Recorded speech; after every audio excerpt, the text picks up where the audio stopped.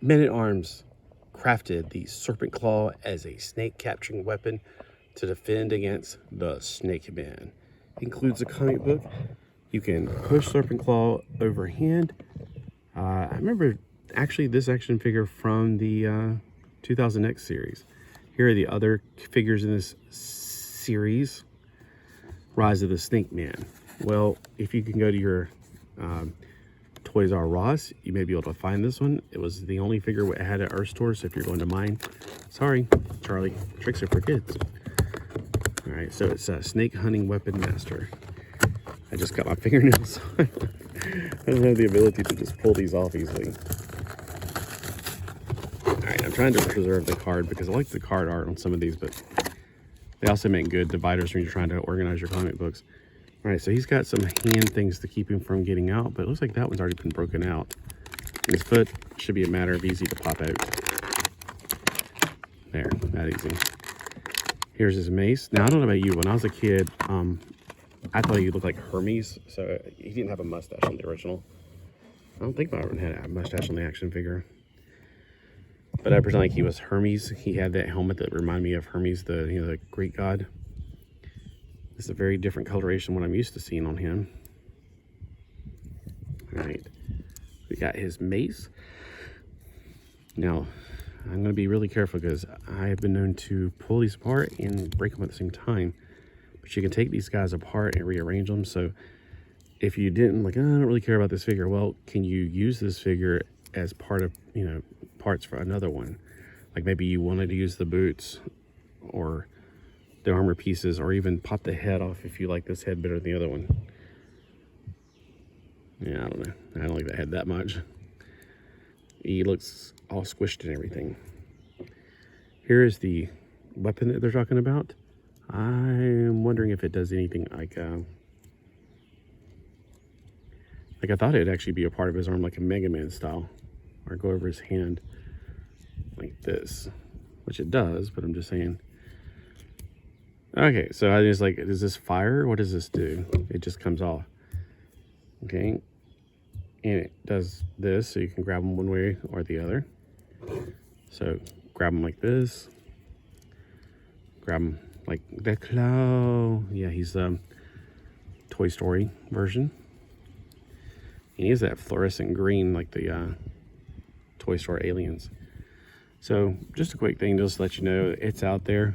I'm not going to go too much into it. I just love Master Universe. It's my second favorite 80s toy line. Right behind, of course, the number one is Transformers in the 80s. All right, that's it. I'm just doing a quick show review. I mean, I can tell you also the articulation. He's got a really good, easy to move ball joint on his head. They're all the same. I mean, it's like, if you've done one of these, you've done them all. I'm trying to keep the wind from blowing that comic book away.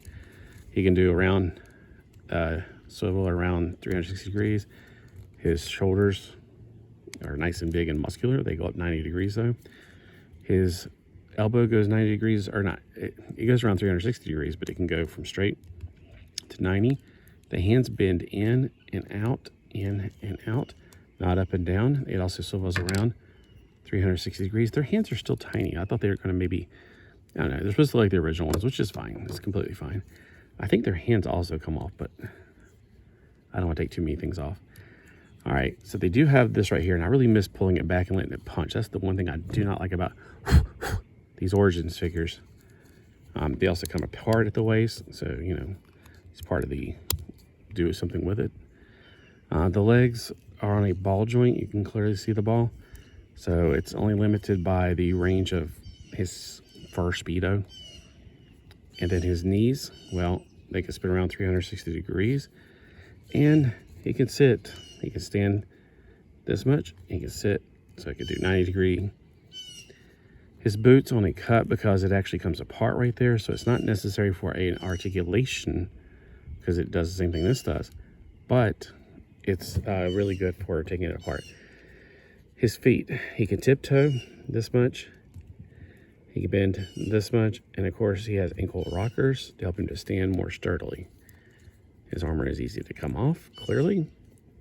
It's got straps right here and here, and it's got pins right here to pop off that chest armor. So if you wanted him to be like, it looks like a merman's chest actually.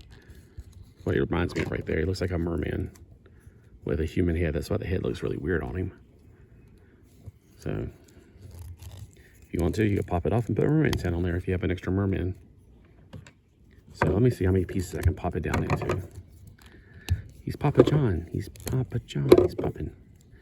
I think only the legs come apart right here. All right, right here. And of course over here is the same thing, but he's got armor on. And if you want this armor to be protected, you might want to use armor all. Okay, it comes right here. All right, did I miss any of them? Oh yeah, his hands. I missed his hands because it shows on this little diagram that the hands, yep, I got everything but the hands.